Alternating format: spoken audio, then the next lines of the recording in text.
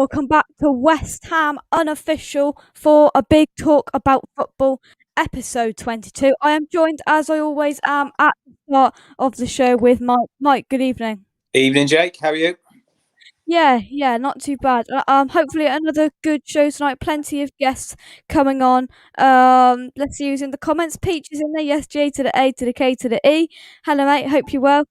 Scott's in. Hello, mate. Evening, Jake. Evening, all. Pleased to see Jesse Starr. Fancy him to get a couple this evening. That would be good.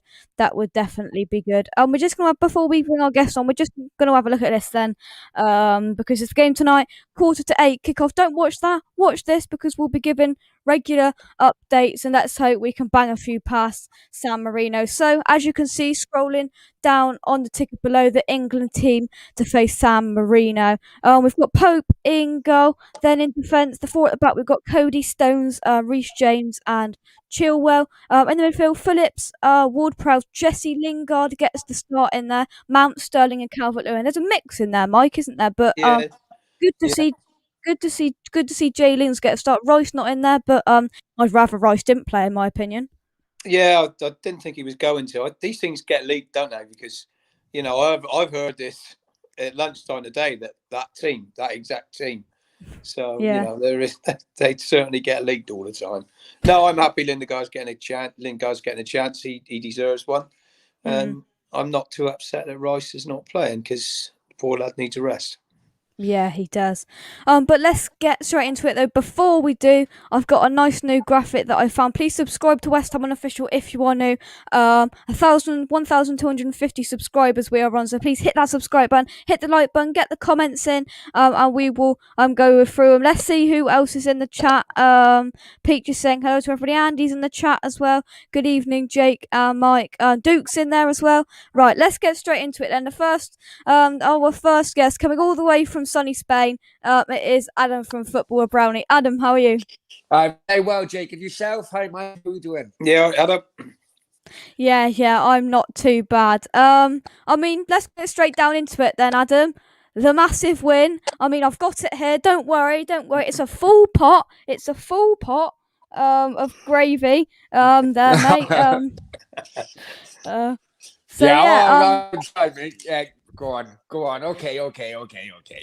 Listen, I'm not kidding you, Jake. It is unbelievable. I was so worried. I was so worried that we were going to be the first team ever of the South Wales Derby to have a double done over us in the same season.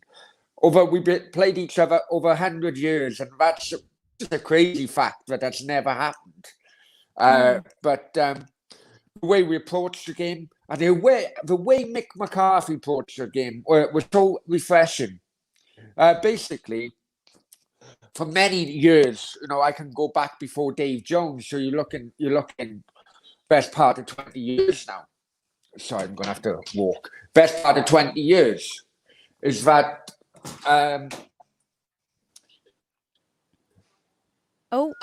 You've had managers kind of. I think we've lost him there. Gone in the cupboard there, Adam. I think he's gone in the cupboard. Basically, just. Oh, are you there, guys? Are you? Yeah. There? We lost him, mate. Yeah, your screen's black, but he's left us. This is live YouTube, everybody. I hope you're all well. But Mike, I don't expect you watch much Championship football, but what Cardiff have done, I think they've come down. Adam's come on the show and said they've been down in the depths of looking to be going down into League One, to be going all the way up, and kind of going for this promotion place, because I think they're quite close to getting that. But we'll get Adam's thoughts on the South Wales Derby now. Here he is. He's outside. Yeah. No. I'm going to tell you, and it is so unprofessional of me, and I do apologise, Jake and Mike.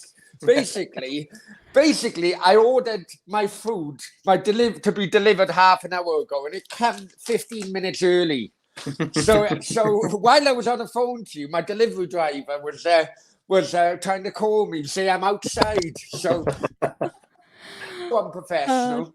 But anyway, going back to it, Going back to it, yeah, I can go back best part of 20 years, Jake, and managers have basically been saying in a press conferences before the games that it's just another 3 points, it's just another game, blah blah blah, and the fans really didn't like those kind of phrases, they're trying to play the games down and so on, because it's not just another game.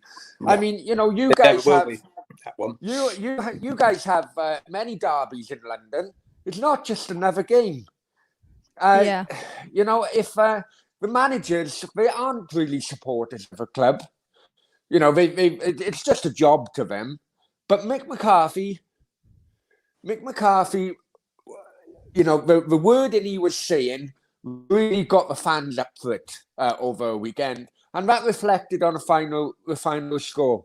I am convinced there's a link between the attitude of previous managers and the final score of the South Wales derby, because over the years we have really been slammed on a few occasions, So yeah, it was refreshing off and on the pitch, and come on, Cardiff. Yeah, I mean,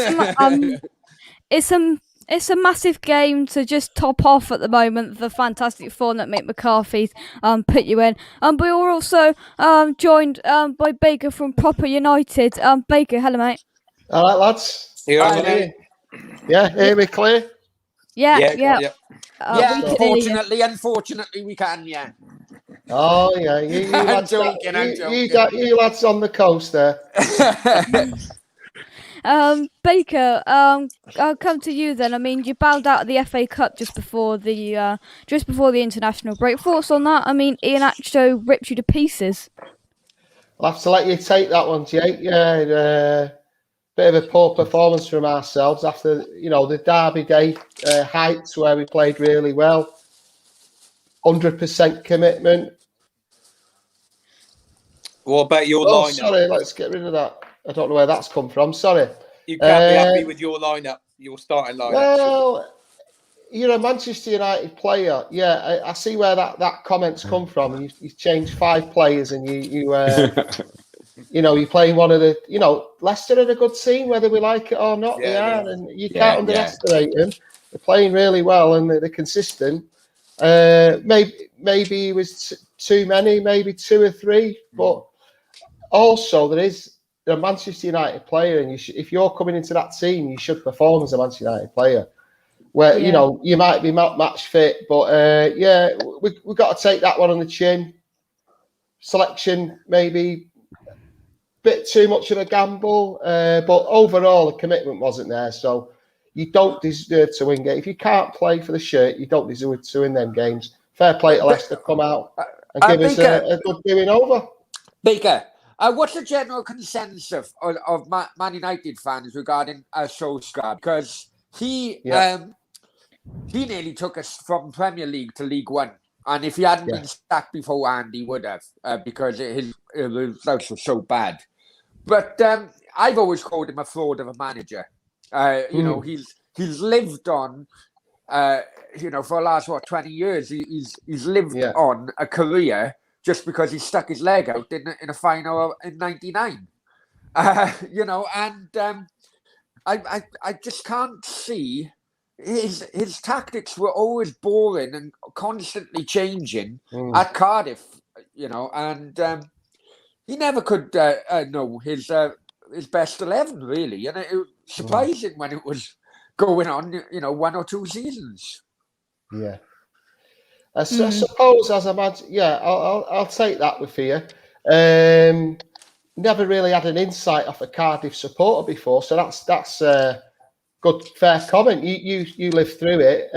Honestly, I nearly didn't live through it because I was suicidal at the end of it, I tell you. Well, whatever happens here with Ole, he will always be a legend in our right, because to win that Champions League, I was there in Barcelona that night, and it's one of the greatest nights of my life, and I've had a few, but that was one of them.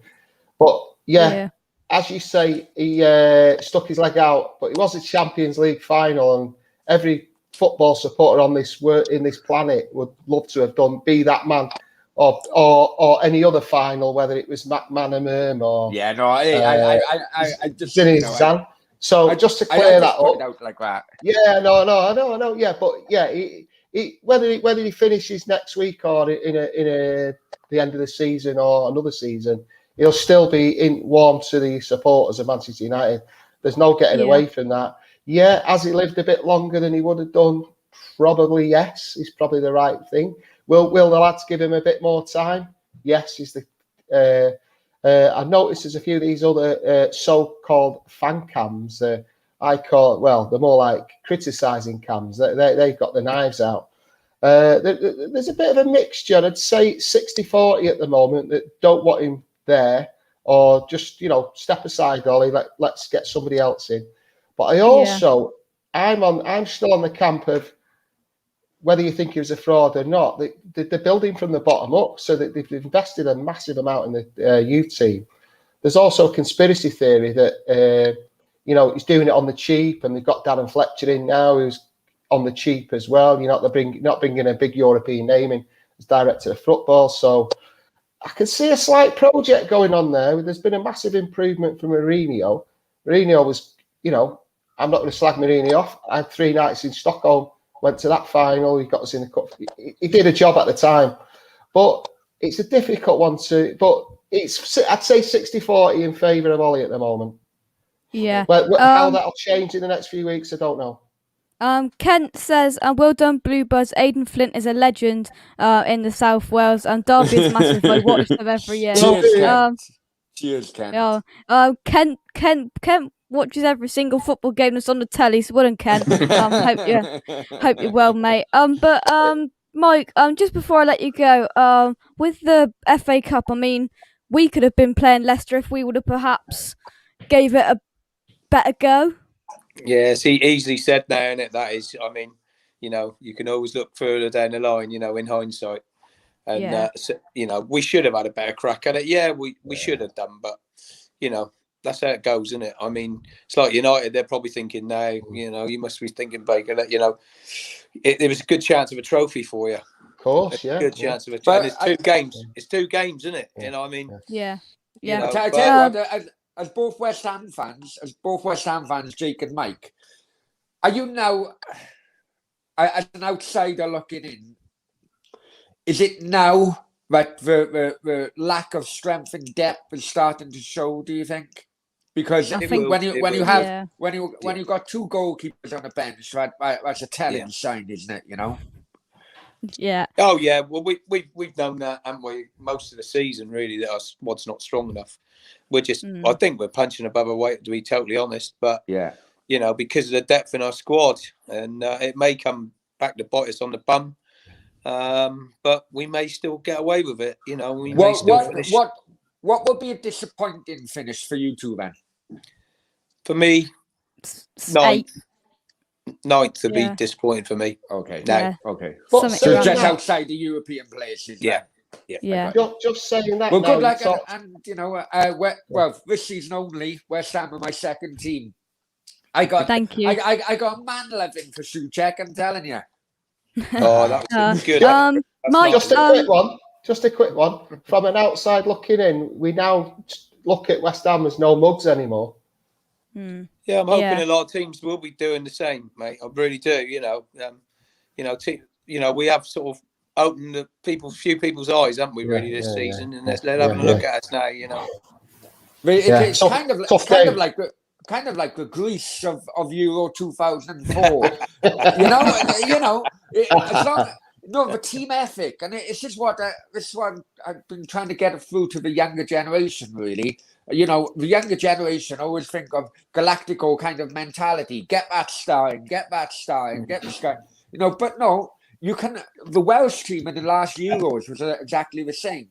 If you have a team mentality, that is nothing stopping you really. If you all click together, Yeah, correct. It gets you a long way.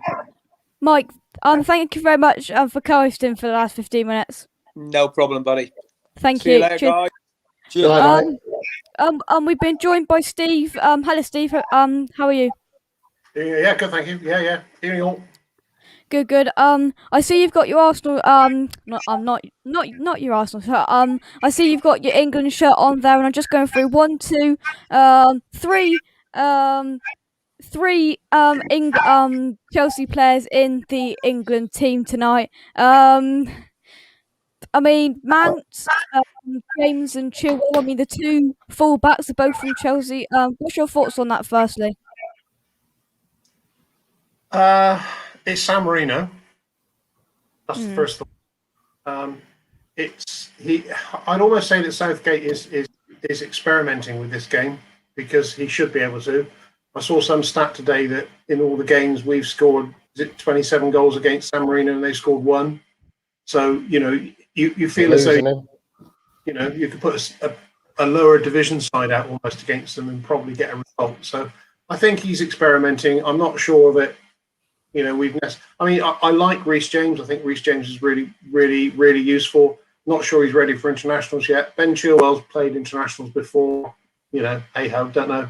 The jury's out, I think, from my perspective as a Chelsea fan, whether those two are what I call proper international quality. Yeah. Yeah. Adam, if I come back to you then,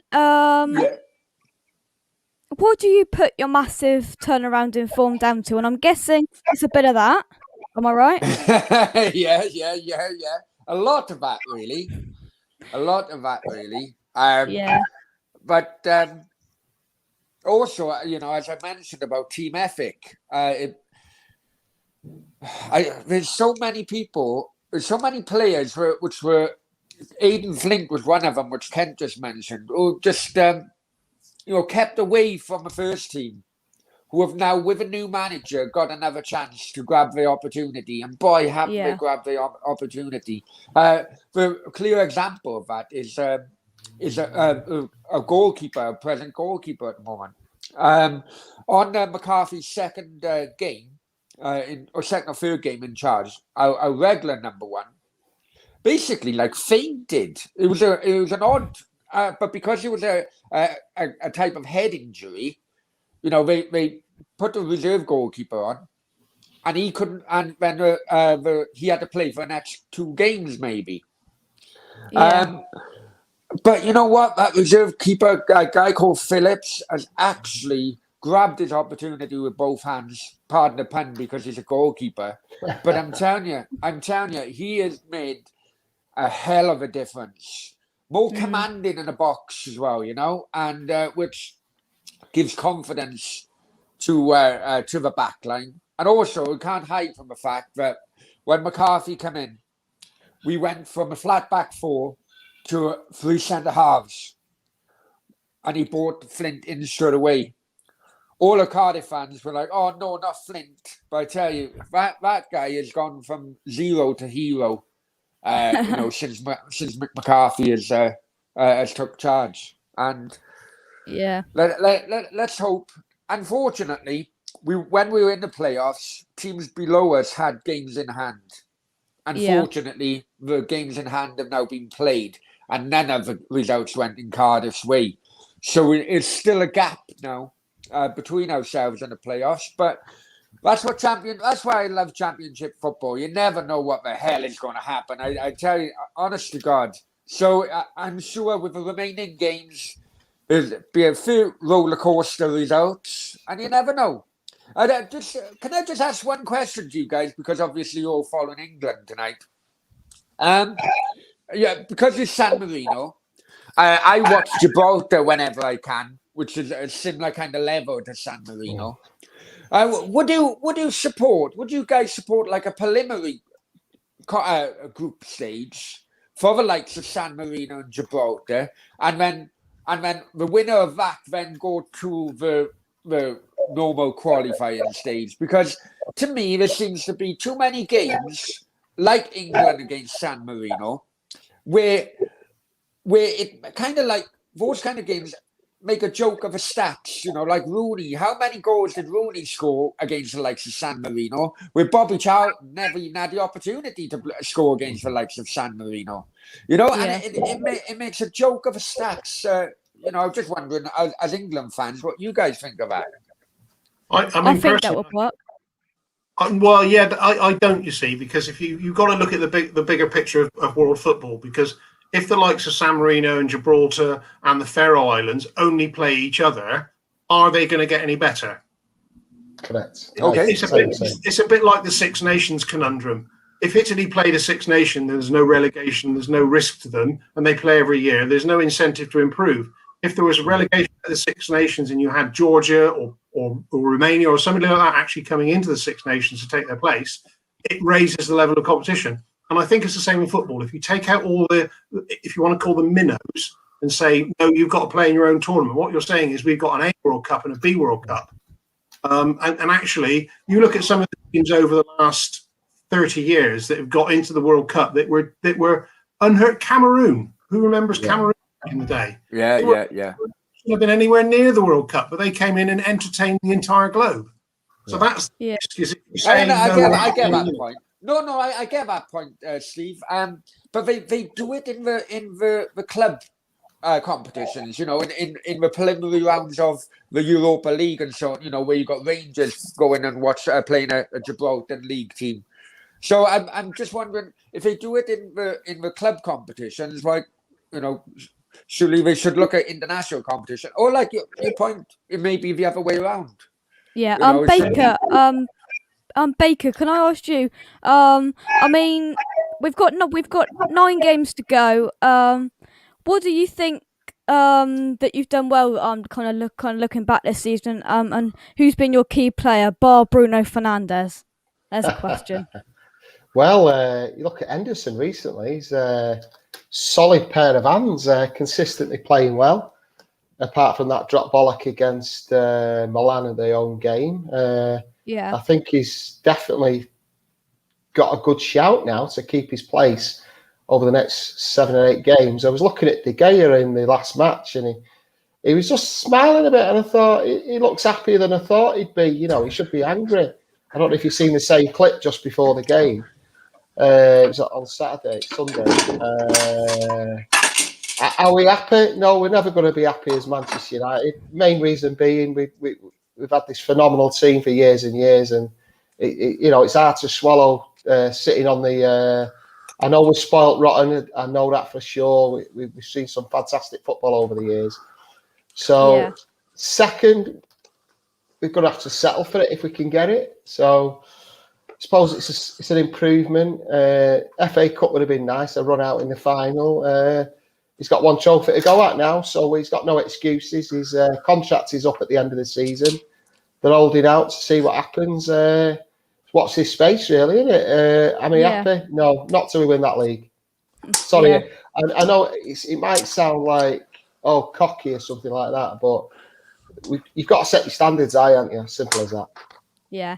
Adam Baker, thank you very much for coming on. Yeah, I got to eat my food, Jake, and my food's going cold. I'm teasing myself here. I'm just looking at it. But thanks a lot, guys.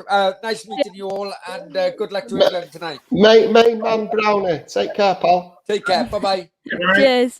Cheers. And we are joined by Warren as well. Clive as well. Sorry, mate. There's been a bit of issues tonight. The device wasn't connecting, but it's just come on. So evening, guys. Evening. All right. Yeah, good. Warren, if we come to you first, Liverpool then. I mean, it's a bit strange. I looked almost a month between your last game and your next game. I mean, 2 weeks international break, but 2 weeks without a game. Yeah. Will that have a positive impact on Liverpool? On Liverpool, do you think? It's a really tricky one actually, because getting a win under our belt in the last game, I felt like we could have really done with probably playing another game or two quickly whilst we had that momentum. We haven't really been able to put a run together for a long part of the season, certainly since the beginning of this year. So it would have been really good if I think we got Arsenal away in the next game. That would have been quite a good game, I think, to go into following the Wolves result. Really could have kicked on, but obviously we need as much time as we can to try and get some players back. I think it's just season's been so disrupted for various reasons anyway. So it's just another break in the getting the team flowing and the team playing together that we've got to deal with. So I think we're kind of, most Liverpool fans are at the point now where the sooner we see the back of this season, the better. If we can get anything out of it, top four, a bit of a run in the Champions League. Yeah. Not a bad draw that we've got in the next round. So yeah, I think you're sort of limping through it now at this point, but we're just about in the mix for top four. I by no means think we will, we're right in it, but I think there's a lot of teams above us that have got to play each other. So they're all going to take points off each other, and everyone's going to have their own say. And I think just it's going to go right to the wire. I think that top four. Yeah. Steve, I mean, you came on when Tuchel was appointed, and most Chelsea fans weren't happy. And what's he done to that squad to have this kind of whatever it is going on?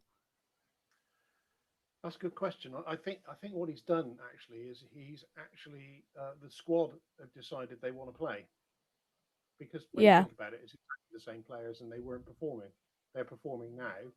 Okay, they're performing for a different manager. I don't think the manager in this case, I mean, he's probably tactically more astute than Frank, to be honest with you, because let's face it, Frank's been managing for 2.5 years, 2.5 years, something like 3 years, perhaps maximum. His technical aptitude wouldn't have been as good. I think if Frank had somebody with the likes of, I don't know, his uncle, Harry Redknapp, or somebody who had a bit more experience behind him, I think the squad would have reacted better. And I think the squad are reacting to somebody who has, if you like, kudos, because he obviously came from PSG, and it's the squad that's reacted to him rather than him imparting a lot, from what I can see. He seems to be a bit trigger happy. Is that probably the right word? He'll put substitutes on, take them off again, and so he's a bit of a loose cannon in that respect, and perhaps that's put a rocket underneath the squad, which is perhaps what they needed. Yeah. It's an interesting thing, because a lot of Chelsea fans, the jury is still out, even though we've won or not been beaten for all these games and we haven't let any goals in and all this sort of stuff. Fundamentally, it's the same squad. Perhaps he's playing players in different positions, but I think it goes back to the tactical nous and know-how more than anything. Yeah. Warren, you touched on it a minute ago about kind of let's just get this season out of the way for Liverpool. I mean, for the standards you set last season, is this going to be looked at in years to come as a massive disappointment and just kind of what happened? Yeah, I think it's probably not even in years to come, Jake, to be honest. I think it's a massive disappointment as we sit here today. And I think so much optimism at the beginning of the season with the team that we had. And I think the team we put out early doors against Everton in that famous game where Pickford took out Van Dijk and Fabinho got injured. Thiago got injured as well.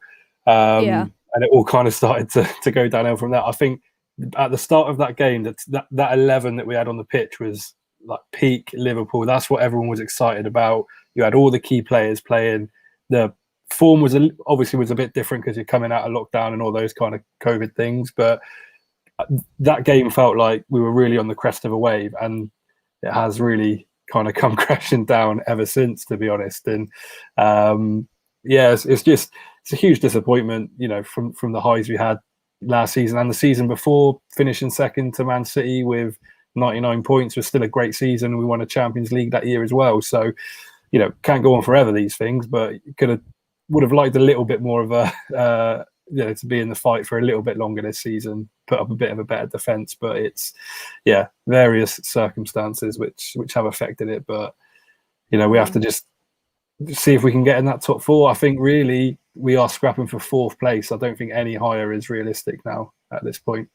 Yeah. Steve, Champions League, it's got to be the target. I mean, you sit fourth now, I believe.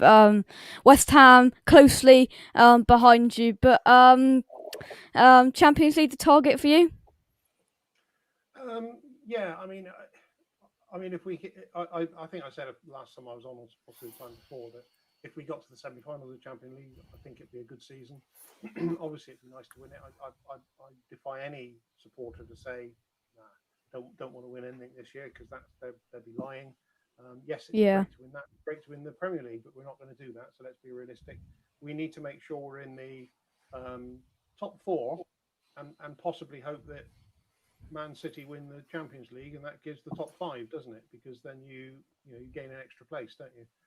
And I think that could be the saving grace for any of the clubs in the top 5, 6, including Liverpool and even West Ham. If suddenly one of the top 4 won, or one of the top 3 won the Champions League, either Chelsea or Man City, then I think it would open the gates to another team going in, and that's got to be good for when it comes to the Champions League. I don't care who it is. I'll support anybody in the Champions League that comes from the UK, including Celtic and Rangers, and anybody else from the UK, because I just think that it's good for the Champions League in general to have more UK representation, or non-continental Europe representation. So the more we can get into the Champions League, the better, because it improves the Europa League places as well, because that's all done on a very complicated system of points and where you got to before, and was your grandfather's name Ted, and all this sort of stuff. So it's if anybody can work out the vagaries of how it actually should work or does work, it'd be interesting to know. But I think that would be good for Chelsea, for the Premier League, the likes of Liverpool. If we can get to the final and perhaps win it, or if Man City get to the final, it'd be nice if we both got to the final and beat City. But City are more likely to be the winners, I think. They're playing the best. I think they are playing the best in Europe. Most consistently, anyway. Yeah. Warren. Just last question. And then I'm going to ask you for a San Marino prediction. So Okay. imagining some goals. But just before I ask you that, what have Liverpool got to do to try and get back into that title race for next season? I don't think there's a great deal, really. I think it's just we need to. I think there's a bit of context applied to the whole situation that we've been through this year. I think we'll be unlikely to go through, injuries to key players that we've had this year. It'll be unlikely to get them again. Obviously, we deal with injuries every season, but the amount we've had to the key players we've had is exceptional with everything else that's going on with fixture congestion as well. So I don't think there needs to be an overreaction.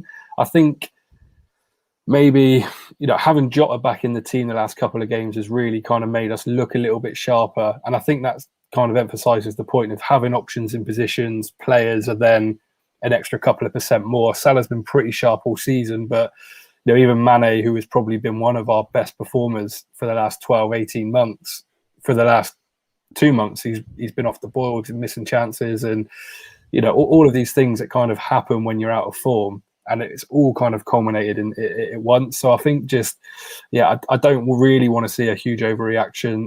If we went into the season with exactly the same squad as we went into the start of this season, but everyone was fit, I'd be pretty happy with that, to be honest. And, City are always going to invest and they're always going to make the squad better. But I think comes with, I'd take him right now. I'd take Dawson right now if he's free.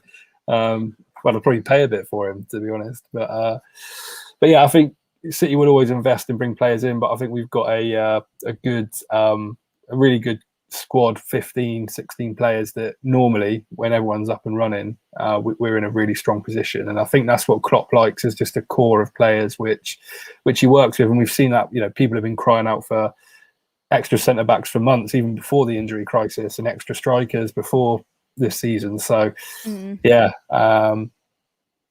have to just see, but I'll be pretty comfortable with it if we went into it in the same position we're in now, to be honest. And quick fire, just a result. What are you going for? I was going to say West Ham v San Marino, then England v San Marino. I'll go with 6-0. There you go. And Steve? I was going to say 6, but I'll go 7 just to be go for 7. Yeah. Sounds there you good. go. Guys, thank you very much for coming on. Yeah, thanks for having me again, Jake. Thank you.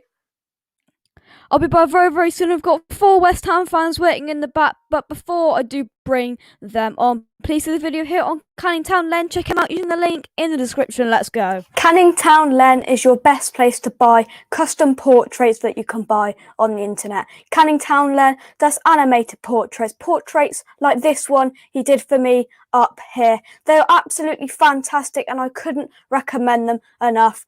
So just some ones that he did for me. I've got this one here outside the London Stadium. I mean, it looks just like me, really. The best possible kind of animated portrait, kind of animated cartoon kind of picture I could hope for, really. They're absolutely amazing and they are so realistic, look exactly like me, and they are very good to buy. So make sure you do click the link in the description down below to buy a portrait from Canning Town Len. I'd highly recommend them. Click the link in the description down below. He does animated portraits, non-West Ham related, West Ham related, lots of different backgrounds, any shirt, any background. You can basically customize it to your absolute kind of needs and what you exactly want. So click the link in the description down below to check out Canning Town Len.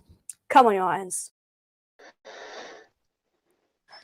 Let's go. Let's talk West Ham, and I'm joined by a couple of regulars who come on very, very regularly. That makes no sense. But anyway, James and Mike, good evening. James, howdy. You all right, buddy? Yeah, good. I asked Mike this at the start of the show, but James, Lingard starts. What do you think about that? The kickoff is in 7 minutes' time. What do you think about that? It's good for him. It's good for him. Like, you got to realise he's a player that's only played 7 games for us, scored 5 goals, 3 assists this year. He's been a breath of fresh air, the lad. The only thing I hope now is that he can get through the next 6 days without getting injured, like no injuries, and get through the other side, and then we're rolling in the new year, in the next part of the season, basically the last 9 games. So it's good for him. We should all be happy, which we all are. And you know what? I'm proud of him, really, because he's come to the club, he's embraced the club, and to come and sort of stamp his card with us is that fast. It's pretty decent, I must admit. So yeah, fair play to him. Yeah. Dad keeps putting it in the comments and about TikTok. Yes, you're going up in followers, but you just need to just it's all right. Don't need to mention it on every show. But anyway, we've got a couple of other guests waiting. We've got Tom. Hello, mate. Evening, lads. All right, hi, Jake. You all right, son? Yeah, all right, guys. All good, thanks. Oh dear. And we are also joined by Lewis. Lewis, good evening.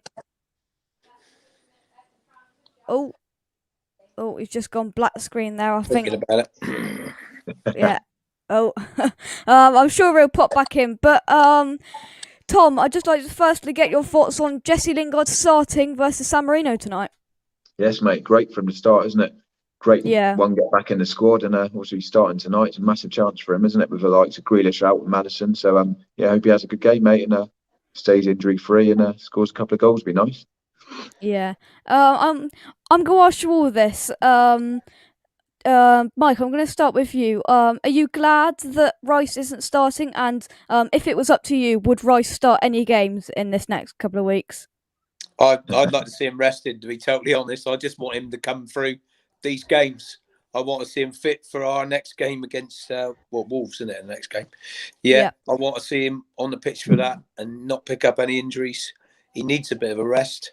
I see that Kane got rested as well again for this game. Yeah. So I think he's sort of looking at this game as they're going to, they should win it with, a second choice team, really.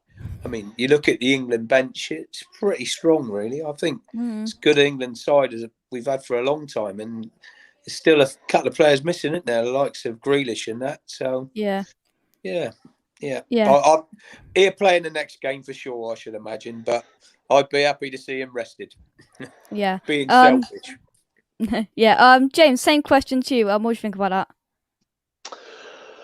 I'm nervous about the Albania away game, mate, if I'm honest, because they're going to be tough tackling. They're going to get stuck amongst us and all that, and they're going to be like dogged. And that's the one that I'm a bit nervous about. I think this one, he could have played there and he wouldn't have been touched. really. He could just passed it, like, you know what I mean? But obviously the Albania one, it is massive. It's massive, and I can't say it any more clearer here that we have to get these two out of these internationals and fit with no injuries, no niggles, no nothing, because we're 9 games away from possibly the best finish that we're ever likely to see as West Ham fans under this ownership. So it's big.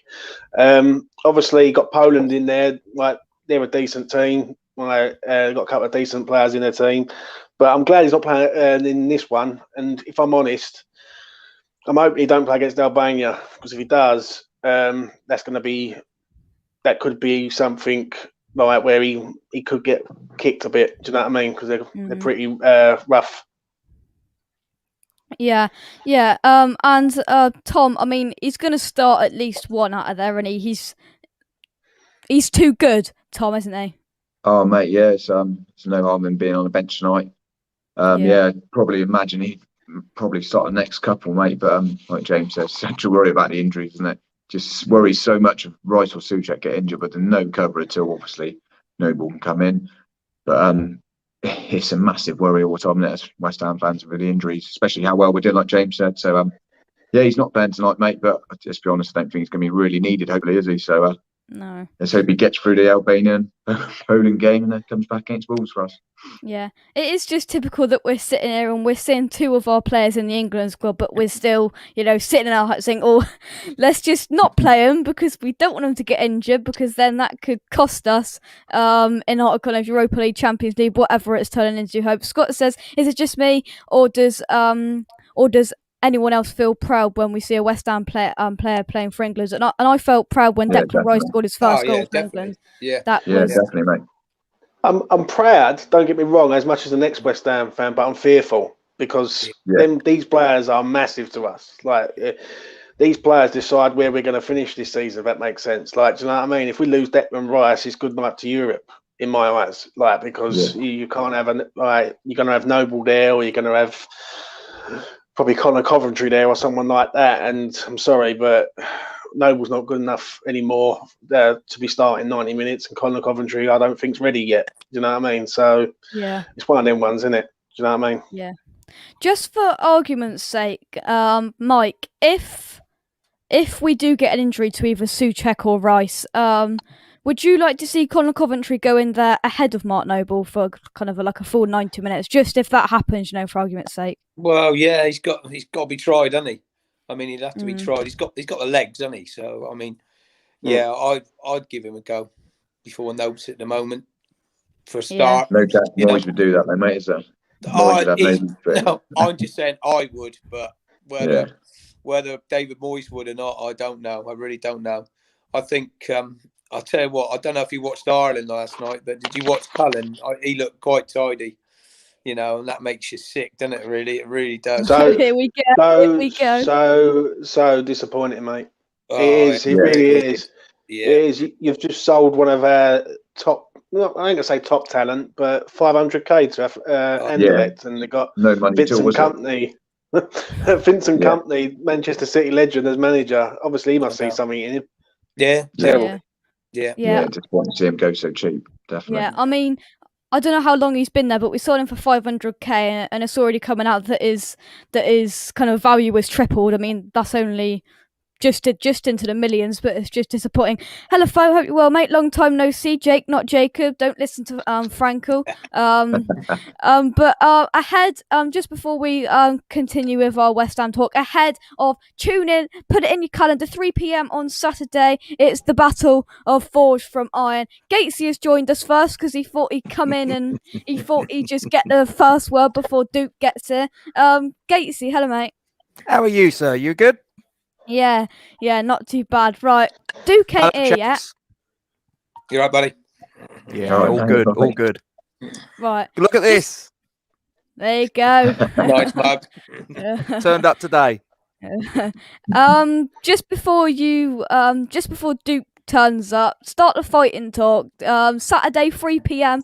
on this channel. It is the Battle of Forge from Iron quiz. James knows what it's like to be in a West Ham unofficial quiz. James knows what it's like to be a winner in a West Ham unofficial quiz. So if you don't know, Gatesy and Duke will be going up against each other. Come on then, what have you got to say, Mr. Gates?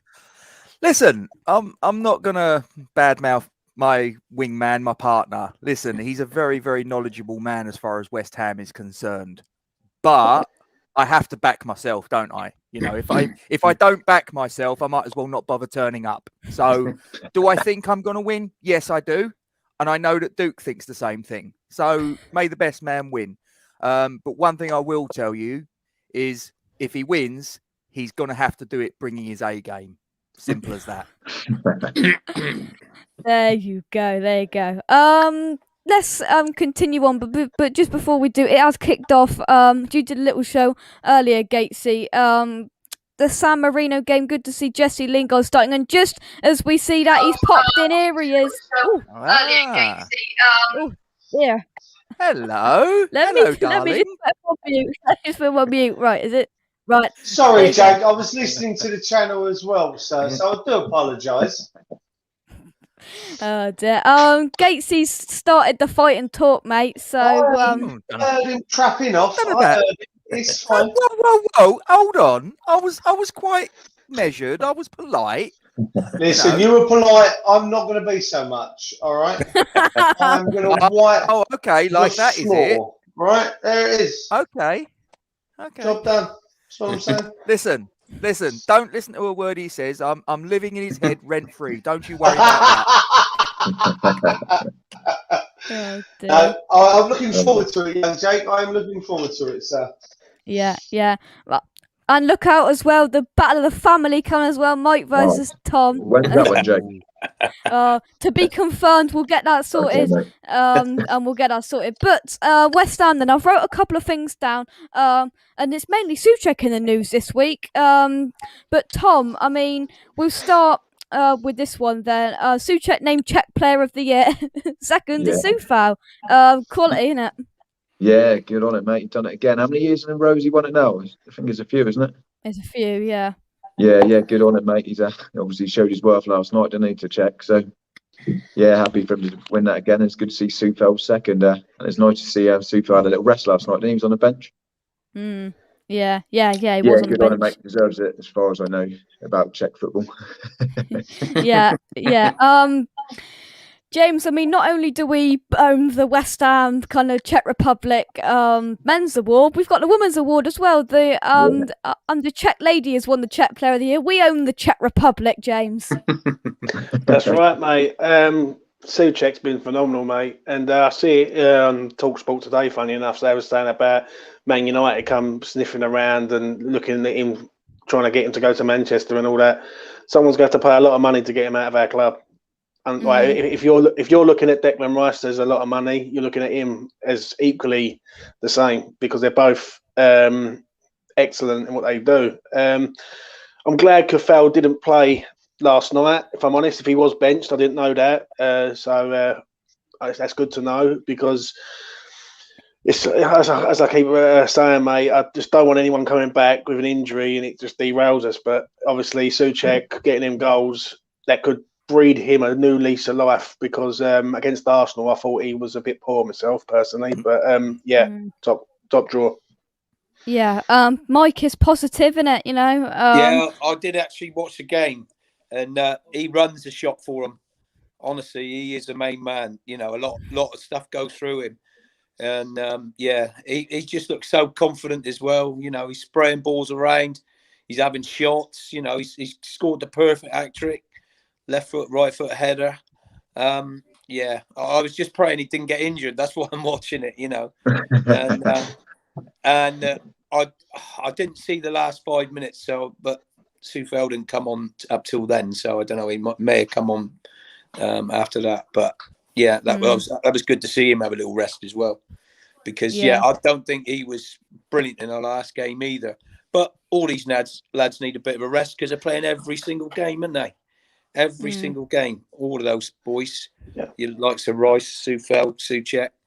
So, but Yeah, I think he's been an absolutely outstanding signing for us. And we've got to keep hold of this guy. I think there was Stuart Pearce on there, was it, this morning? There was saying, back off, he ain't going anywhere. And that's what I want to hear. Yeah. Duke, it's I'm pronouncing your name right as well. Thank you very much to Casey. You know, we've all cleared that up now. That's all cleared up. That's all. There's no anything about that, Duke. But it's just fantastic to see. You know, another award, another fantastic moment for Thomas Souček and for Vladimir Coufal. I'm sure there was a bit of, you know, I came first to Coufal. Listen, the pair of them have been an absolute revelation since they walked through the doors at the London Stadium. They've been absolutely outstanding. From, you know, not just what they're doing on the pitch, but it's the attitude in training, it's the attitude off the pitch. You know, they've encouraged, they've kind of got the other guys now into coming into training and doing everything that, you know, they need to do on days off and stuff. So, and listen, we're the only ones benefiting from it as a team, you know, as a club. We're the ones benefiting from it. So long may it continue. And I think it was who was it that put in the chat, we need to sign whoever came third. I listen. I don't think Slavia have got many players left for us to go out there and take, to be honest with you. But if one of them's Seema, then I think we'll be laughing next season. Yeah, I think we will. But then if we move on, you know, more highlights in this fantastic week for Thomas Souček. Scored a hat-trick last night against Estonia. Mike said he watched it. He said he ran the shop. Fantastic, Gatesy, innit? Just as you take a sip of your tea, I'm going to ask you a question. Hat-trick, mate. Superb. I mean, a hat-trick from central defensive midfield. I know people say it's Estonia, crazy, but still, he ran the shot. You can only beat who's in front of you, Jake. That's the old mantra. You can only beat what's put in front of you. Like on Saturday at 3 p.m.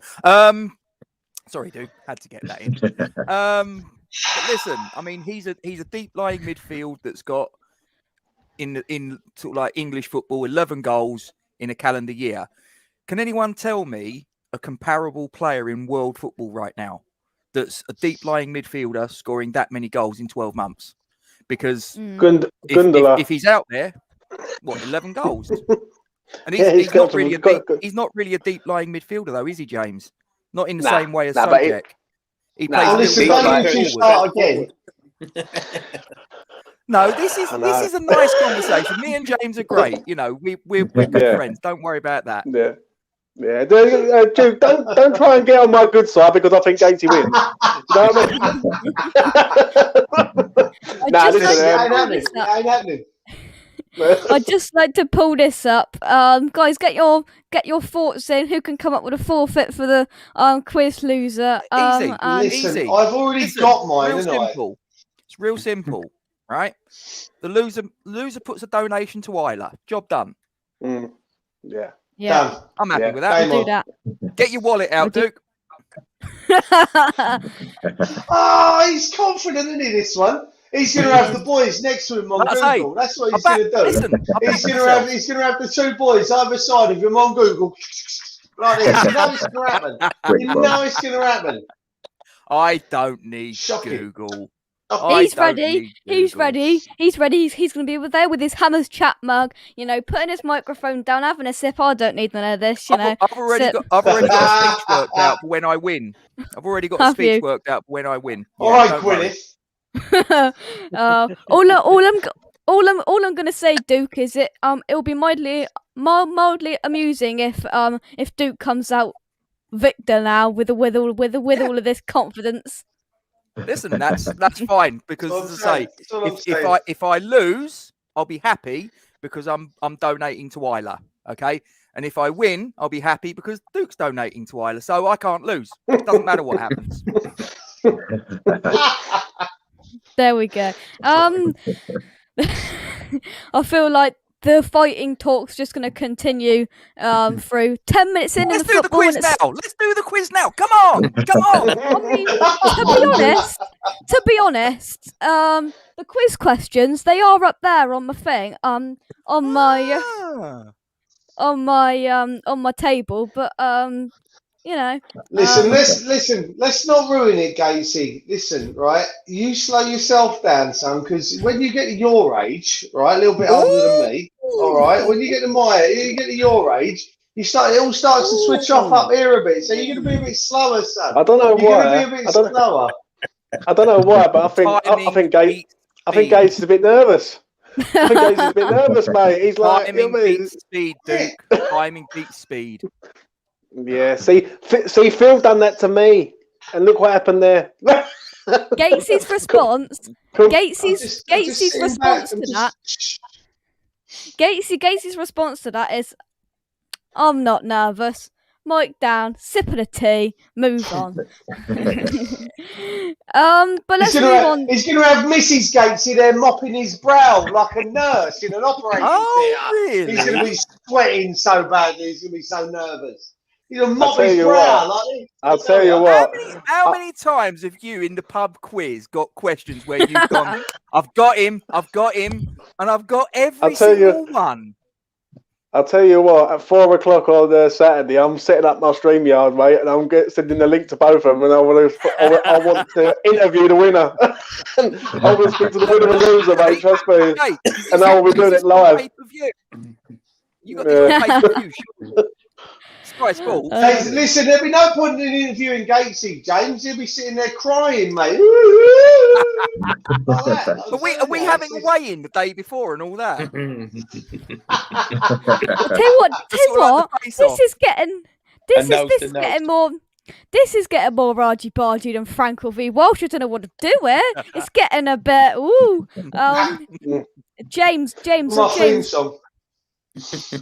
James, I might have to bring in a co-host to just control things. I don't know what's going on. I know. It's like, God, dear. Do you know what? In America.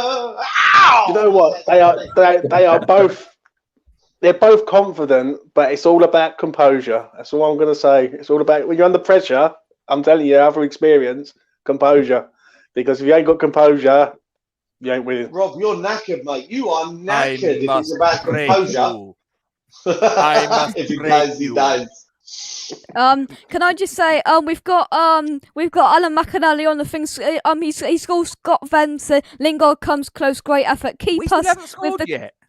No, 13 minutes in, we still haven't scored. Keep the commentary coming in, Scott, and I'm Scott, sorry, and we'll talk about it. But a couple of stories that I've noticed in the last couple of days, and Mike, I'm going to come to you on it first.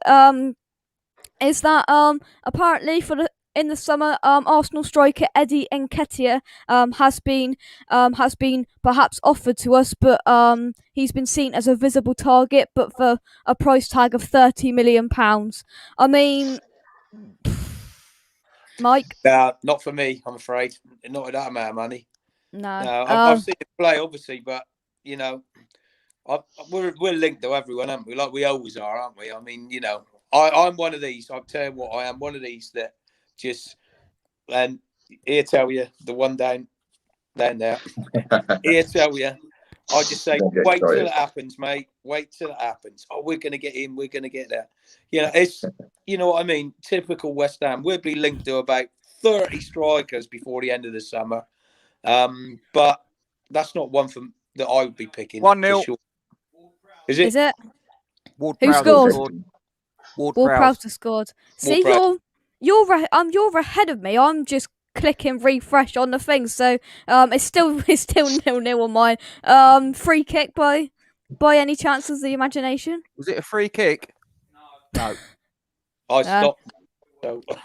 Scott, it is a goal. Here we go. See, he's coming in now. James Ward-Prowse 1-0, 14 minutes in. I've got to change the blooming banner now, haven't I? Yeah, 1-0.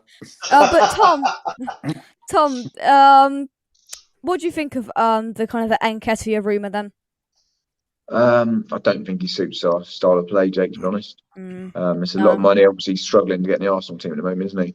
Yeah. So perhaps he will be looking for a move away, but I don't think he suits our play. We need a striker similar kind of mould to Antonio, I would hope for, you know. He's your kind of fox in the box kind of striker. I think Nketiah, from what I've seen of him, Scored a lot of goals for England under 21s, but I don't think Moyes will be going for him, mate. But like Dad said, the target's going to be changing weekly, monthly, aren't they? Daily. Who's your number one target? Armstrong one day, Tony be the next day. It's all going to change, isn't it? We're going to be linked to a lot of strikers. And it's obviously a big position to fill in the summer, isn't it, mate? It's massive for us going in next season with at least one more top quality striker.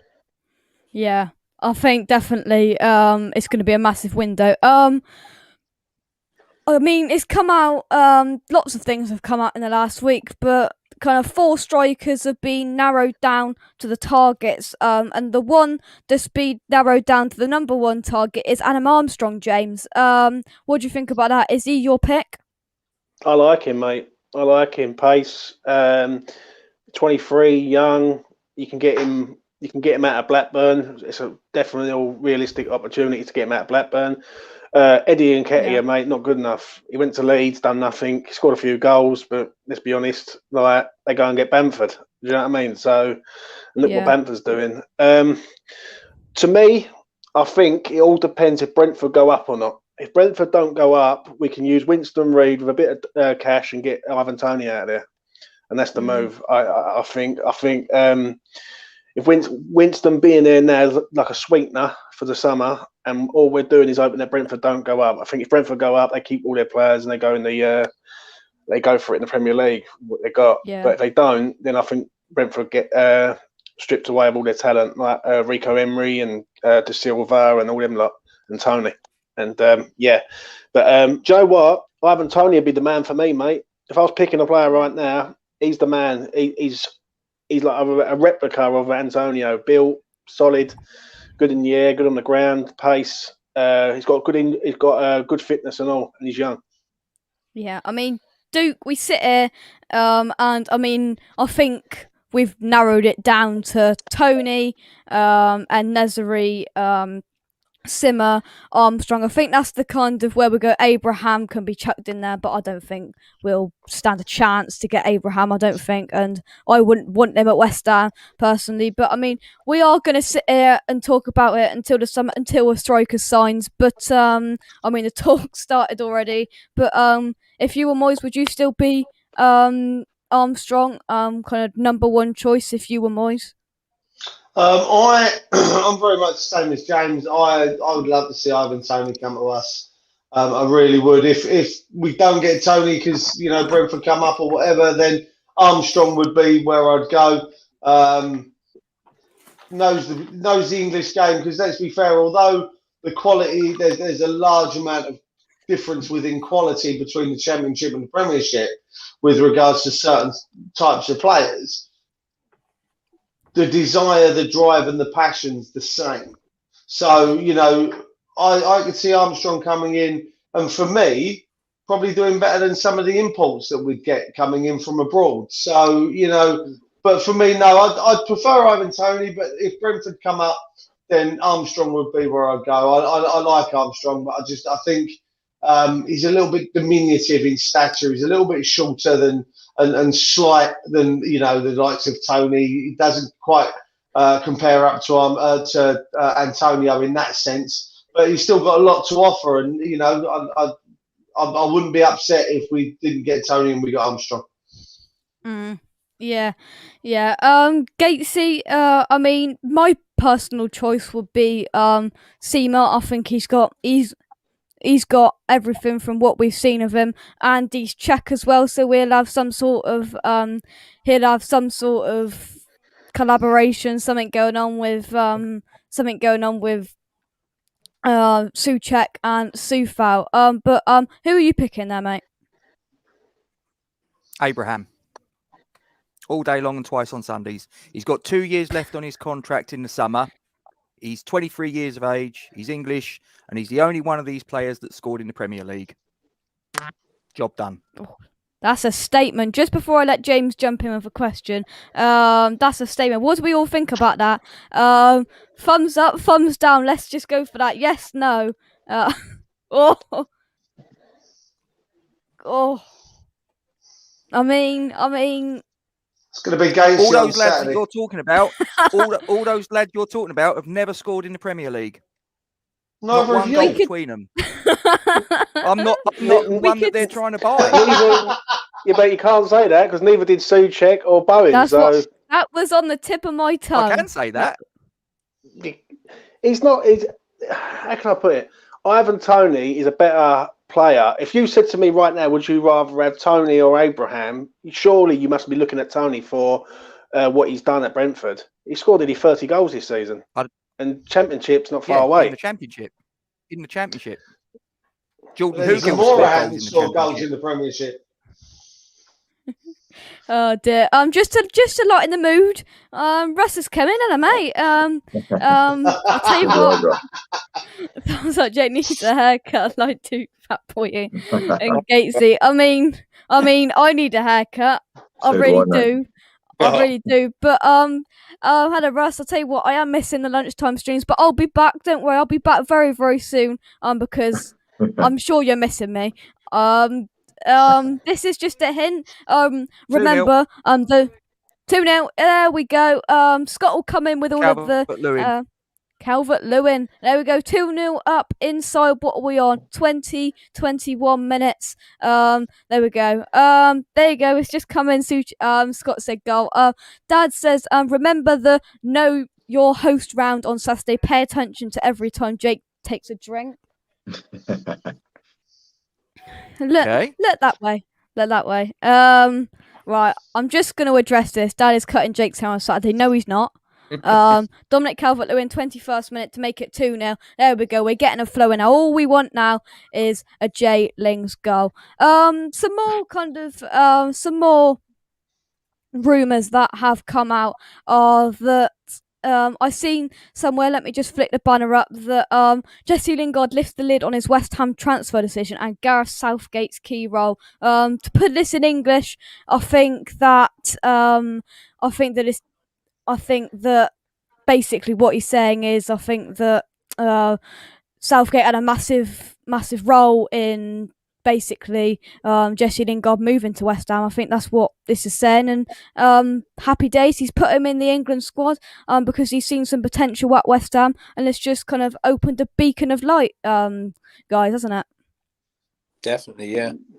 If he hadn't come to us, he wouldn't be there, would he? I mean, exactly. He'd still be sat on the bench getting splinters in his arse. I mean, he's you know, joking aside, it was a great move for us, but it was a great move for him as well. Absolutely. You know, absolutely brilliant move for him. And I just really hope that, you know, he does, you know, prove to Southgate, you know, that he can do it again at that level. I'd love to see him have a good game tonight. I would. Yeah. James, have you got a question for the panel, mate? Yes, I have. As it goes, right? We're talking about. Here we go. We're talking about strikers, and we're talking about the summer that we're going to bring a striker in. So next season we've got a striker at the club. Is Antonio a starter or a sub? That's what I want to know. We're going to go round the room, and we're going to start down the bottom with Duke, and then we're going to go round and up.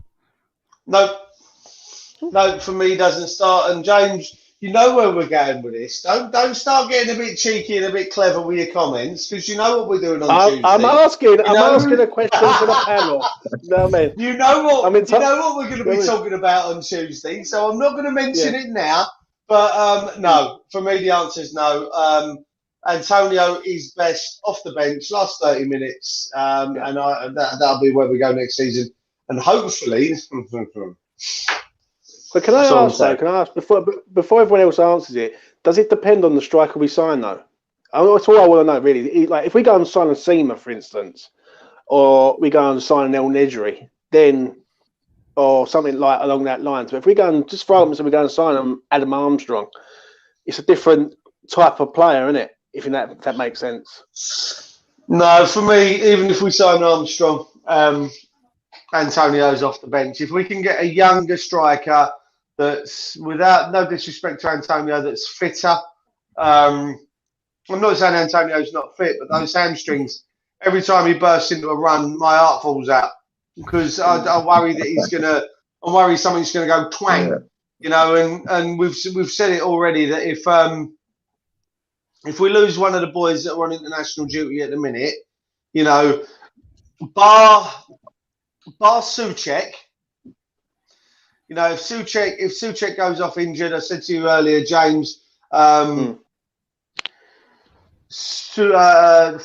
can step in and could do a role next to Rice. You know, if Antonio gets injured in the next 9 games, for me now, with the theory that we've had in place, James, for the conversation on Tuesday, I'm not overly concerned that our season falls apart if he now gets injured. I think we've got an option with Lingard where he is that gives us a chance. Yeah. If any of these boys get injured in the next few games, we're knackered.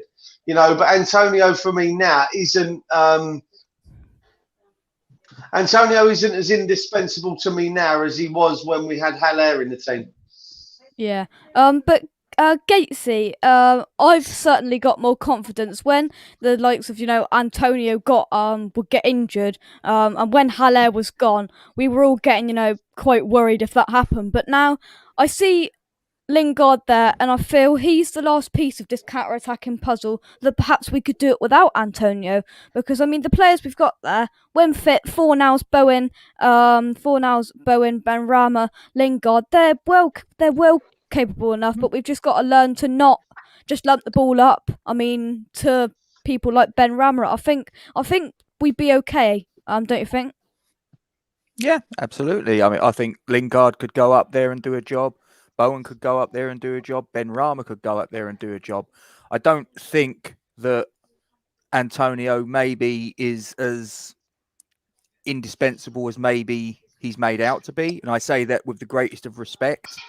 But I think getting back to the original question about the striker coming in, should Antonio be ahead of the striker coming in, or should Antonio be the second? Well, if we're not buying a striker who's going to push Antonio onto the bench, what's the point of buying them? Tom?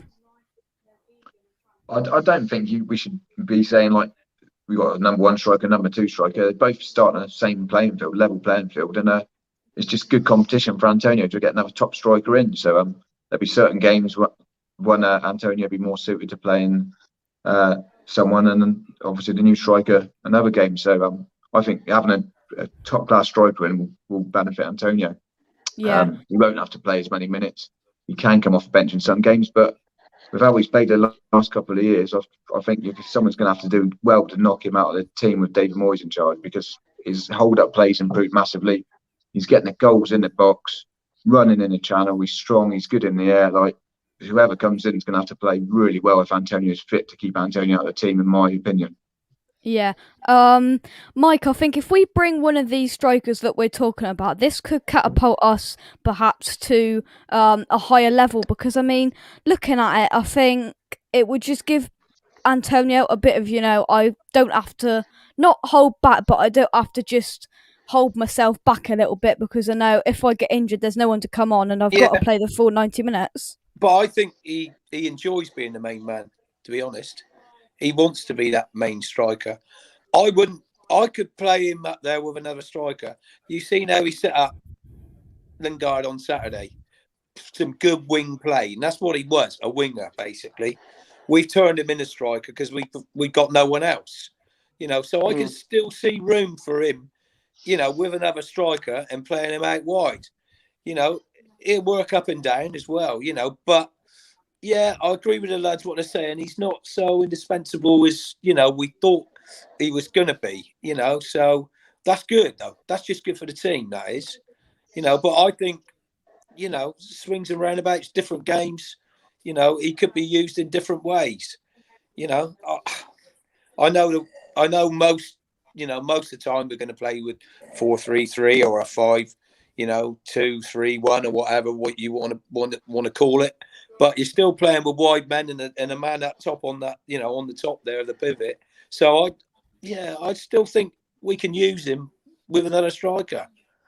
So but yeah, it is worrying. He's always, those hamstrings are, they're right on the edge all the time, aren't they? And it is worrying that, he picks up an injury, but we don't need to be reliable on him. You're right with what you're saying about that.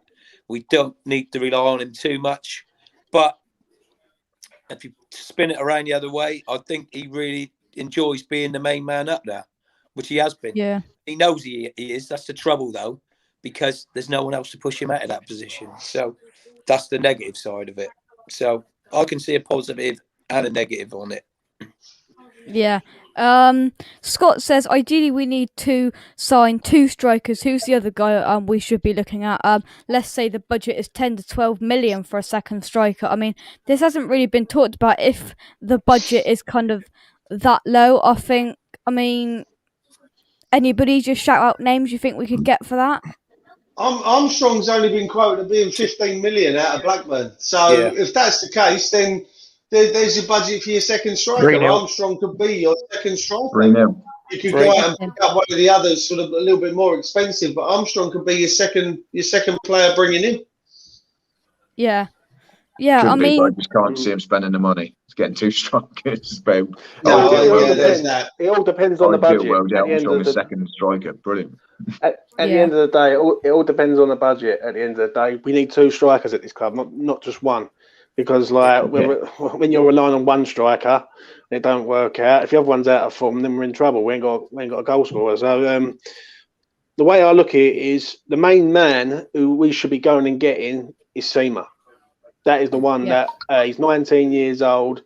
I see him destroy Leicester the way that way Slavia played. And if he cost you £30 million, right? If we can go and play £42.5 million for Haller, go and pay the 30 million what Slavia want and get the man out of there. Regards of a second striker, go and loan someone. Go and loan a Tammy Abraham. Because I don't think, me personally, how much would someone be prepared to spend on Tammy Abraham, for instance? Is someone going to go and spend 30 million, 35 million on Tammy Abraham?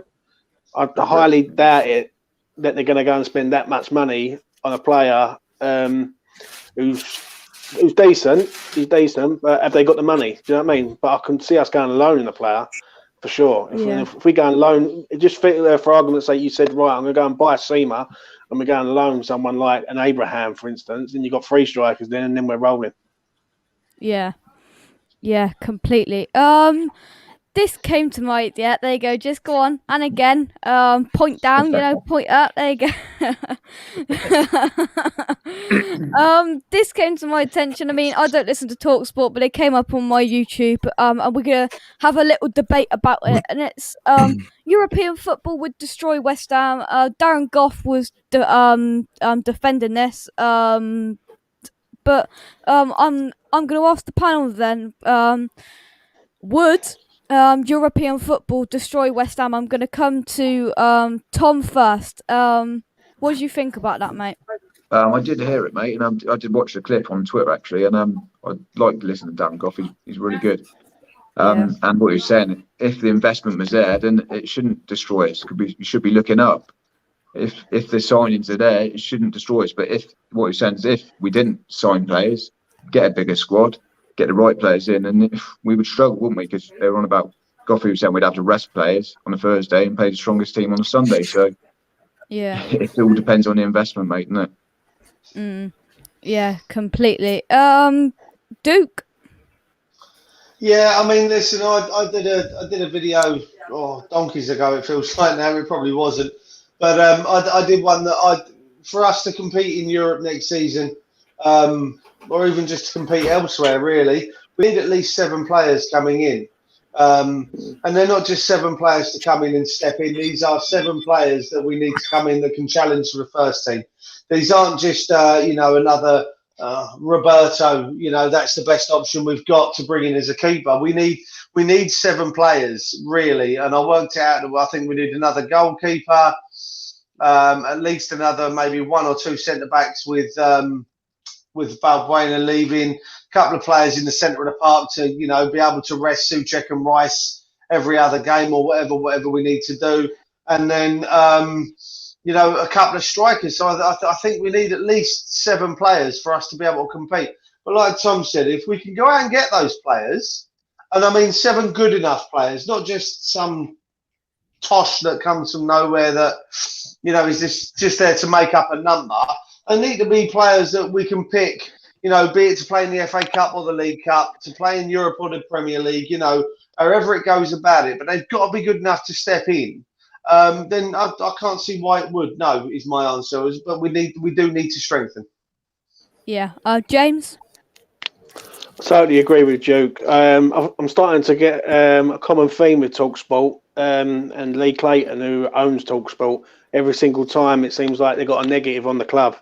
Like I only see it the other day that they had someone phoned in and said that they want Moyes out. And it's just ridiculous. People need to get in the real world at the minute. We are punching massively above our weight, and Duke's 100% right.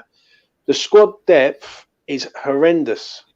There's no squad depth at the club. It's terrible, and I can't understand it. Like, there's 7 players that we need. We need 2 strikers, 2 midfielders, a left back, a goalkeeper, and possibly even a right back or a centre half. Especially if Balbuena goes. Terrible. It's not the way I look at this, and I will say this to everyone here right now. Yeah, we are miles behind like these teams, and 7 players from what we need. Like, it says it all. If you look at it in the grand scheme of things, Fabianski's going to be retiring next year. Mark Noble's going to be retiring next year, so we're going to need another 2 players on top of that. Do you know what I mean? So we're about 4 or 5 windows behind, and obviously. The TalkSport thing, I'm starting to see a bit of an agenda there. I don't know about anyone else, but it's becoming a bit of an agenda. It seems like every time we're doing well, like if 1 minute it's the fans, next minute it's the Moyes, and now it's the Champions League. It's not nice. It seems like they just do not want us anywhere near having success for some reason. Yeah. Yeah. Scott says, Lingard, this is a good opportunity, didn't connect properly. He's getting closer. Let's hope he can get a goal. Scott also says we missed out of players last year due to lack of European football. Can only see it benefiting us. And James, you made a good point there, because I mean, just to keep our squad where it is now, we're going to have to in the summer get Lingard, get Dawson for the money, and then you say about the players like who are going to be leaving, and then that leaves us with the even smaller squad that we're going to need to replace, and there just isn't the money there. Let's hope that some money comes in. But the problem is now, Jake, and I'll say it in front of everyone right now. This summer we'll decide if these owners are with us in this future with Moyes and everything, or they're against us. Yeah. They have to put their money where their mouth is, and I cannot stress it more passionately enough. If we are thinking that £60 million going to make a dent in this team, we are seriously deluded. And I will say that quite openly. This team needs about 100 million plus spent on it, and that's no joke. You can't keep going out to like Czech Republic and finding gems like Kofal and Souček. We've got lucky there. Like we've got lucky in finding Souček and Kofal, and Bowen's been a good signing, and Ben Rama's been a good signing. But there's going to if you need a top goalkeeper or a top striker, you've got to pay the money, and that is the major problem with this club at the minute: lack of investment. Yeah. Just before I come to Duke, Tom, I'm going to ask Tom and Mike what we've been talking about. I mean, Tom, when you dive deep into actually looking at the squad and actually what we're going to have to pay, does it slightly worry you? Mate, massively, yeah. In the summer, massively. We've had some good signings under Moyes, haven't we? Now, just really needs to be back now, and really does need to be backed in the summer. Otherwise, it's going to be a tough few windows ahead, and it could be a real struggle next season potentially, couldn't it, if we don't get investment? So I really hope they give him some money like they did Pellegrini when he first came in. That's the kind of window we need. But obviously with the COVID and that, a lot of teams haven't got the money, have they? But this is the summer now. Just as James is saying, they can back Moyes now. The fans, it's going to help their fans' relationship a bit, isn't it? Obviously, it's not going to never go back to how it could be. But this is the summer, mate.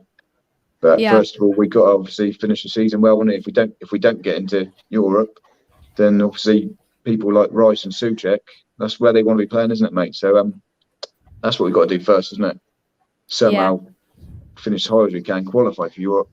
Just Europa League would be a massive step up for us, wouldn't it? That'd be huge for us. If we can get that and then get the investment right, get the recruitment right. Like, to be fair, Moyes has with most of his signings since he's been back. Then you never know, mate. We can just look forward to next season, perhaps. But it's big 9 games to come first, mate, isn't it? Yeah. Gates, I'm going to come to you. Actually, I mean, the next 2 years is massive for our kind of future, isn't it? To do with signings, to do with where we finish this season. It's a massive time for West Ham, isn't it, Gatesy? Definitely. The worry that I've got though is this £60 million figure is on the basis of them getting the money that they think they're going to get for Yarmolenko, Lanzini, and Anderson, which, if you do the maths, it averages out at 13.3 million per player. Now, I'll put it to you guys. Do you think we're getting 13.3 million for each of those? Because I don't. No. Do you know what? I will say one thing. I don't think we can afford to sell them. And that is, if you want me to be really honest here, if we go and sell them players, right? Unless we're going to invest in better players than them, like we need bodies at the club. That's kind of the problem, isn't it? I mean, they're already on record as saying 60 million quid, but that's on the basis of selling those 3. And you're right. We need to bring in 3 bodies that are going to be better quality than they are. Number one, but as I say, I don't think we're getting the money that they want for those 3 players. If anything, I think certainly in the case of Yarmolenko, we're probably going to have to do what we did with Jack Wilshere. We're probably going to have to pay up 2/3 of his contract and say, you clear off and find a club somewhere else and you can make up the rest of your dough with them. So you're not losing out any money and we've saved ourselves a few quid and whatever. The 20 million quid that we've got in the bank for Sebastian Haller, well, that's going to get swallowed up by Jesse Lingard and Craig Dawson. So what sort of movement is David Moyes going to have in the summer? And this is what concerns me. I don't think that we're going to get anywhere near 60 million quid. And like I say, if you take aside the Jesse Lingard and Craig Dawson money, that squeezes that budget down even further still. So I can see David Moyes having to dip into the free transfer market here and there. Yeah. Duke's going to ask the question now. But I've got a special graphic for it. Oh, wrong one. Wrong one. Oh dear. Oh. Wrong image. Sorry, mate. I'll tell you what. It's nearly the end of the month. That's not unusual, though, is it? That's not unusual. Why? Anyway, no. Calm down, Delilah. Calm down, Delilah. It's nearly the end of the month, mate. Yes, I know. Thank you. I'm aware. I just want to ask you guys. Go back to the whole TalkSport thing. I can't remember. Honest to God, I cannot remember the last time I heard a positive story come out of TalkSport regarding West Ham. Now, I did hear something it was either on Twitter, someone mentioned on Twitter, that the guy that went on to complain about Moyes the other day was actually a paid intern from TalkSport to try and get some sort of reaction. Now, I wouldn't be surprised, if I'm honest with you. I really wouldn't be surprised. But I can't remember the last time I heard a positive story come off of that radio station with regards to our club. I want to know from you guys, do you think they have an agenda against either us as fans or want to push our buttons to the point that we go onto that radio station and, slag the board off again, go to town on the guys that own the radio station, Lee Clayton, etc., the presenters, because it shows us in a bad light as fans, because that's all we ever do is all they ever do is moan. Do they have an agenda against us? I'll put that to you guys. Mike first, and then I can see James. Do you know what? I used to listen to it a lot, and I got really fed up with it a few months ago. All the time, like I said, they're just on a wind-up mission. That's what they're on. Yeah, they're on a total wind-up mission, and I think Jim White's got something to do. Jim White's worse, yeah. Oh, I hate him. He is on a total wind-up mission, and you don't get any positive, chat coming from West Ham fans on there at all. But I would really like to stick it up a few of them. I would, because honestly, they are on all the time, aren't they? About the bad atmosphere, and they're West Ham fans. Oh, you wait till they get back there. They'll be, they will be in the right old mood again, and and they'll be criticising the team and blah blah blah. That's what they want. That is exactly what they want us to do. Yeah. You know, and I want to get back in there, get in my bloody seat, and you know, get behind the team, and you know, okay, I'll pay me money, and if something goes wrong, I'll have a moan. You know, like the rest of us. Yeah. But you know, overall, you know, I mean, when we've been winning in that stadium, the atmosphere hasn't been terrible. It's not been terrible, but we haven't been winning enough in there, have we? That's the problem. You know, taking us not to be there. Well, yeah, I know it is, but yeah, I think they are on a mission. I really do. You know, they want us to react like this, and they want. Yeah. Well, then again, it gets viewers, doesn't it? I mean, or gets listeners. Sorry. Yeah, right. You know, That's right, the show, and that's what it's all about, isn't it? Yeah. Anybody want to jump in on that?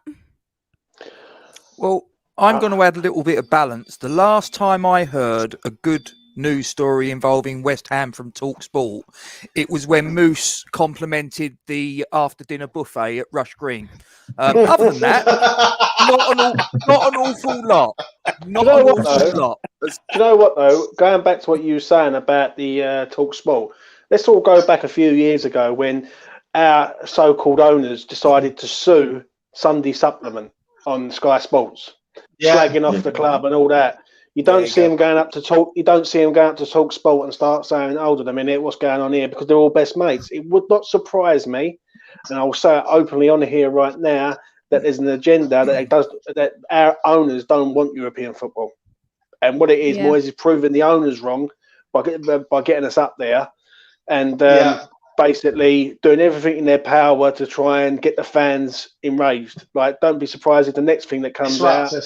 Yeah, it's just to be like a disrupting influence on the club. Now, to me, it all goes back to the owners, mate. Right? How can our owners be who is friends with the main presenter on TalkSport and knows the actual owner or the actual producer of the show, not ring them up and say, "Can you lay off our club for a minute because we're doing all right," instead of actually keep digging us out every 5 seconds about our players, about our team, about our captain, about our fans, us fans not being there. It's a total lack of respect on all fronts, and it just does not make no sense. And there is an agenda there. Yeah. Agree with you, mate. That's a good shout, that is. Yeah. Let's take some comments before we start wrapping this up.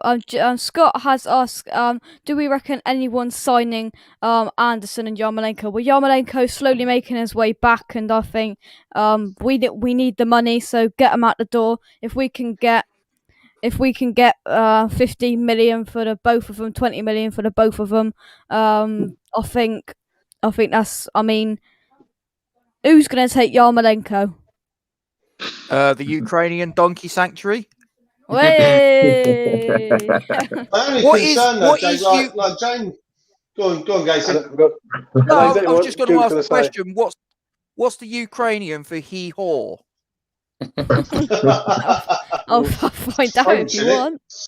No, I was only going to say, Jake, if we're talking about someone signing, Yama and Anderson and maybe Lanzini going, are we actually going to get someone in for the money that we're going to sell them for that's any better than those that could do a job in either the League Cup or the Europa League, on a Thursday night against Astra Guga or whatever? They'll do a job against those sides. Anderson, Lanzini, Yama will do a job against those sides on a Thursday night when we don't want to risk Bowen or Ben Rama or Lingard or wherever it goes. And then again, early stages of the League Cup against Doncaster or Shrewsbury, Stockport. Them players are going to be the ones that you'd use to rest the likes of like I say, Ben Rama, Antonio, whatnot. So for me, it's one of them catch-22 situations. Do we sell them and try to replace them with someone better? I actually don't think we can afford to sell them.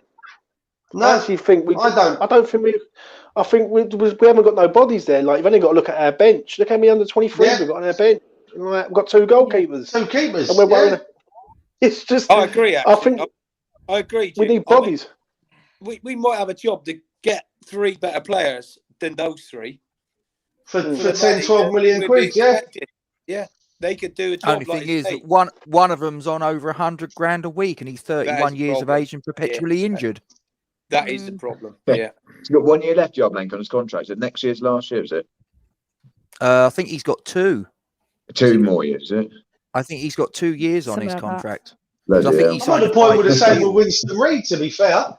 If Well, he Balbuena's signed a going, I 6-year know deal. we've Yeah. got I know we've got Alves coming through. Alves, But yeah. again, I'm at the Right. same point of with Winston Reid.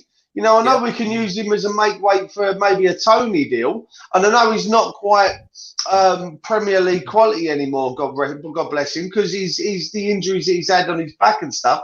But again, stick him out there in a game against Doncaster or Shrewsbury, no different than what we did. Let's be fair with Craig Dawson. When Craig Dawson started against Stockport in the Cup, none of us expected him to go on to be the Premier League player that he's been for us in the game since. So there's no reason that Reid couldn't do that. So here we are talking about 4 players that could essentially come in against the weaker European clubs if we make it, touch wood. You know, League Cup, early rounds of the FA Cup, to give these key first teamers a rest. I feel like we could be cutting our nose off to spite our face by getting them out of the club. Like James says, I don't think we can afford to replace them. I think it's a bit of a worry. I'll be honest with you, right? I think it's a bit of a worry when we're lacking bodies, and I'm more interested that on the bench when we got like 423s and 2 goalkeepers, and that's a bit of a concern. And let's be honest, I know like we're going to go. We might go back to the Sunday game, for instance, just quickly. But the substitutes that Arsenal are bringing on, they're bringing on Pepe and Martinelli. We're bringing on Ryan Fredericks and Noble. That's not exactly going to tear up any trees, is it? Do you know what I mean? And it's not me being rude or nothing to them. No, I'm not you're being rude spot to on, them. mate. But the problem is we need bodies at this club. We don't need. We can't get rid of 3 and replace it with 1. If that makes sense, we have to. Like, if we're going to go 3, we've got to go 3 out, 3 in. We can't go 3 and 1 or 3 and 2 because if one of them gets injured, then we're light and you're in trouble. Yeah. Then Moyes has already shown that he can. Moyes has already shown that he can go. He's got an eye for a player, and he can sniff a bargain. Look at Souček. Look at Soufal. You know, I mean, what were they? 24 million pounds for the players, and the value they've brought to the club is ridiculously more than that. You said it yourself, Casey. Messi's on a free. Yeah, exactly. Exactly. Why not? No, I mean, listen. There's loads of players that are available in the summer on a free. In fact, there's loads of players that are available right now. I mean, you've got. I mean, there was some that was mentioned in January. You had people mention Sturridge, Costa, whoever, and they're still without a club. I mean, I'm not saying I'm necessarily advocating we should get them or not, but you know, I honestly do think that he's going to have to dip into the free transfer market. Yeah. Yeah, it does depend on Europe, though, doesn't it? Let's be honest. If we get Europe here, I mean, then the whole thing changes completely. And it's a balance over absolutely. quantity and quality in it as well. There's got to be a bit of a balance. Well, look at the last time. Yeah. Look at the last time we had a European campaign. As short though it lasted, we didn't know it at the time. In the summer, we went out and what did we get? We got such legendary players like Sofiane Feghouli, Havard Nordveit, Simone Zaza, Jonathan Calleri. Yeah, exactly. So, you know, we went out and we went mad. We sort of, like, got all these players in, and to be honest, I wouldn't put them in the Dartford first team. I really wouldn't. Scott has come in and says, summary of the first half, Lingard has done everything bar score, excellent display. Yeah, I've seen this crop up on Twitter, who's been dragging up Bowen's tweets from about 8 or 9 years ago. I saw that. Listen, that comes down, that for me, that's ridiculous. Leave it alone. He was 8-9 years ago. I'm not excusing the fact that I don't want anyone jumping on Jake's channel going, what they were saying. No, I'm not excusing what he said, but it's a decade ago. It's a decade ago. Leave it alone. Job done. Leave it. That's the past. Let's not dredge it up. Leave it alone. Yeah. Can any one of us sit here, us older guys, can any one of us older guys sit here now and say that at 13, 14, 15 years of age, we didn't say or do anything that on reflection now, with the benefit of hindsight, we look back and go, Christ, I wish I hadn't said that. I wish I hadn't done that. Joe, the best way of summing that up, only fools and horses. Look at the generation difference, how it's changed over time. Exactly. Yeah. Mate, you can go back 10 years ago on my tweets or my Facebook. Yeah. I'd dread to think what I'd come across, and I was in my 30s then. Yeah. I dread to think what I've said back then. In fact, I Where made a you comment about 21? I put a comment about Moyes a couple of weeks ago where I might have mentioned his nationality with something not so polite following it, and I've got a ban on Facebook for 24 hours. Criminal. Criminal. Guys, any last words on the subjects? Anything? Just chuck it out here now. There we go. I'm Silence going to win is the on answer. Saturday. Oh. I knew that was coming. Job Make sure done. you tune I'm in. it there. Couple of things tomorrow night. Make sure you tune in. I am joined by former professional cricketer Gareth Andrew. Make sure you tune in for that. And Saturday will be the quiz. It will be that man versus that man. We will see. Let's see who.